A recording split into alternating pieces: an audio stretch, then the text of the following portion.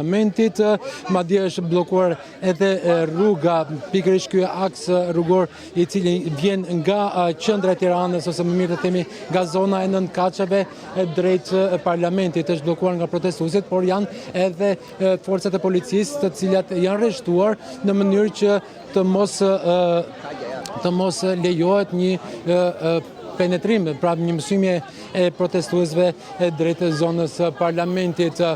Deri më tani nisit nuk kam parë shumë deputet të mbërrinë në Parlamentin e Shqipërisë. Protestuesit është një makinë e cila po vjen, protestuesit po hedhin vezë ndaj saj. Nuk mund ta dalloj se makina e kujt është, por që me njëherë sapo hyri ky automjet në kuvendin e Shqipërisë, protestuesit e goditën me vezë, por edhe e shishe ujë. Tashmë dhe situata është ndezur në këto momente nisida nga protestuesit. Sekundar thashën pak mbeten vetëm 20 minuta nga nisja e seancës parlamentare, paktën nga ky pozicioni ku janë vendosur unë në hyrje të godinës së Parlamentit të Shqipërisë, kam parë shumë pak deputet të hyjnë në kuvend për të qenë pjesë e kësaj seance parlamentare. Pritet që nga minuta në minutë të mbrin edhe deputet të tjerë të cilët i bashkohen kolegëve të tyre për të qenë pjesë e kësaj seance. Por duhet të theksuar një gjë nisit. Në kjo protestë e ditës së sotme është lajmëruar si një protestë, të themi, paqësore nga ana e protestuesve, për të dhënë mesazhin se nuk përfaqësohen nga të 140 deputetët e kuvendit të Shqipërisë, ndërkohë që është paralajmëruar një protestë më e madhe, një revoltë më e madhe ditën e njëjtë, atëherë kur do të mbledhet përsërisë Parlamenti në seancë plenare. Situata është kjo, nisida gjithë Parlamenti përsërit është rrethuar nga forcat e shumta policie, janë edhe forcat e ndërhyrjes së shpejtë të pozicionuar këtu në mënyrë që t'i bëjmë ballë çdo ngjarje për shkallëzimi situate. Vetëm pak minuta më parë nisida, arrita të shoh se protestuesit po u jepnin shishe ujë të gjithë punonjësve të policisë të cilët janë vendosur këtu në hyrje të Parlamentit, pasi edhe temperaturat janë të larta dhe duket pra një shenjë të themi solidarizimi në këto kushte të vështira të motit, pra një nxehtësi e vapet të madhe.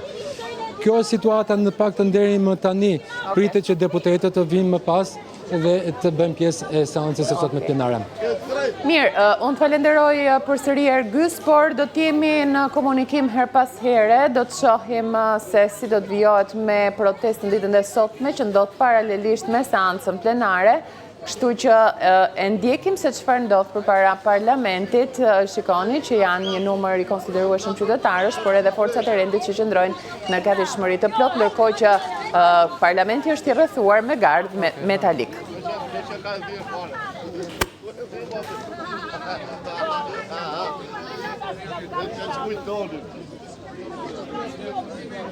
Do vi Osmani. Se shko drejt. Nga hajde lart. Do vi Osmani. Falenderoj është masë. Jeni të vetmi. Besoj se në këtë kushte dhe tuen po për Do të të marrë. Inshallah të shkesa nga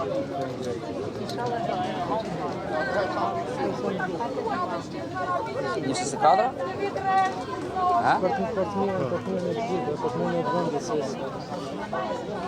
Allah. Ona diğer yerlere.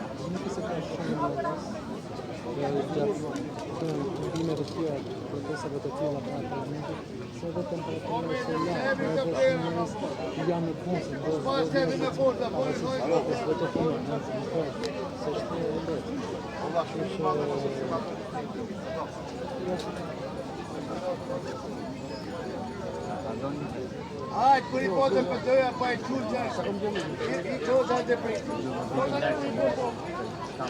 Tua do pritën se do balë. Nike pak më larg. Hapi krah.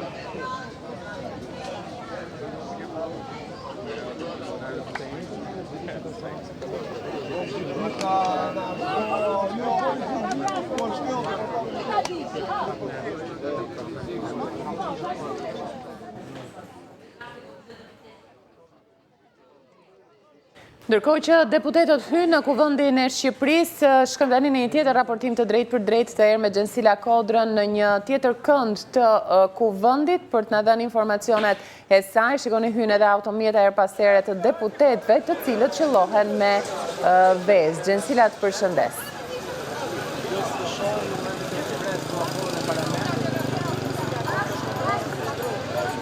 Gjensila, më dëgjon? Ka sjellë që të mos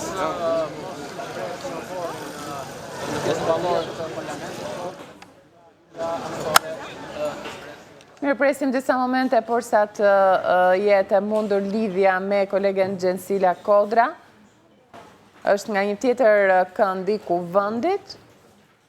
Her pasere keni parë hyrjen e automjeteve të deputetëve, kalojnë me shpejtësi në mënyrë që të mos përballen me protestuesit, atë fundit qëllojnë me vezë.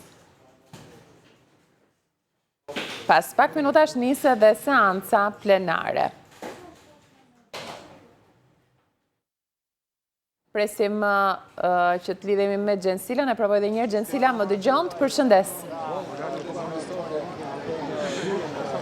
Nisida, po, përshëndetje Nisida, në fakt në ndodhemi në pjesën e parë të pjesë të parlamentit, aty ku në fakt një pjesë e mire deputetëve vendosin të futen me automjete dhe duket se protestuesit janë të vendosur, të cilët që nga momentet e pare që kanë bërritur para godinës parlamentit, aty ku ka nisur edhe protestën e tyre deri në plotësimin e kërkesave të tyre pra largimin e qeverisë Rama, por një kohësisht edhe të largimit të kryeministrit Edi Rama, në fakt kanë vendosur që deri të këto momente si armë të tyre të vetme kanë hedhjen e vezë të shumta në fakt në drejtim të automjeteve të deputetëve të cilët futen brenda ambienteve të Kuvendit. Në sy të lirë është e pamundur të shquhen pra se kush janë deputetët që futen brenda me automjetet e tyre, por deri në këtë pikë të protestës, protestuesit e shumë të cilët kanë vendosur që armën e vetme të paktën deri më tani të kenë hedhjen e vezëve në drejtim të automjeteve dhe të paktën deri më tani nuk ka pasur hedhje të tjera si bidona plastik, shishe uji apo sende të tjera. Në fakt gardi i policisë është vendosur i ndarë në disa pjesë mund të themi për rreth parlamentit, aty ku janë vendosur dhe autobotët me ujë nga ana e grupit të punojësve të policisë, kordoni metalik që janë më të minimizuar në fakt punojësit e policisë në pjesën e parë të parlamentit në hyrjen kryesore, ndërsa pjesa më e madhe efektivëve, siç janë ata të forcave shqiponja dhe forcat e rendit, janë vendosur në pjesën anësore, mund të themi, duke mos i lejuar edhe protestuesit që të afrohen më në hyrje të parlamentit. Ka pasur disa momente tensioni mund të themi mes policisë dhe po ashtu qytetarëve, këta të fundit të cilët gjatë gjithë kohës kanë pasur thirrje dhe kanë thirrjet e tyre si ju nuk na përfaqësoni, poshtë parlamenti i krimit apo parlament dhe deputetë të cilët i përfaqësojnë janë analfabet, si dhe poshtë patronazhistët. Njëkohësisht është vendosur gard nga ana e forcave të policisë, mund të themi që janë më të minimizuar në numër nëse do ta krahasojmë me protestat e mëparshme të cilat janë zhvilluar po ashtu para parlamentit gjatë kohës që apo ditën që është vendosur të ketë pasur edhe seancë plenare. Siç po raportoja, në fakt forcat të tjera të policisë janë vendosur edhe në krah në ansore të parlamentit, aty ku një pjesë e deputetëve socialistë kanë vendosur të futen në këmbë dhe të mos përdorin automjetet e tyre pra për të futur brenda Kuvendit nga hyrja kryesore e godinës, por në pjesën ansore pra është pjesa që të çon drejt pedonales apo ministrisë së brendshme. Ka pasur disa tentativa edhe nga ana e protestuesve për të qelluar me vezë, pra edhe në pjesën ansore, aty ku një pjesë e mirë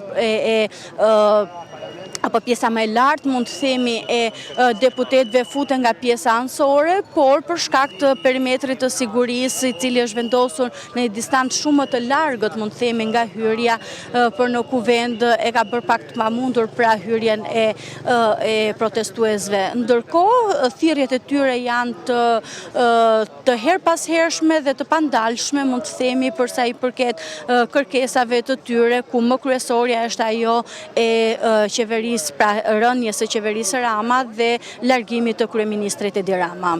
Po, faleminderit Gjensila për informacionet.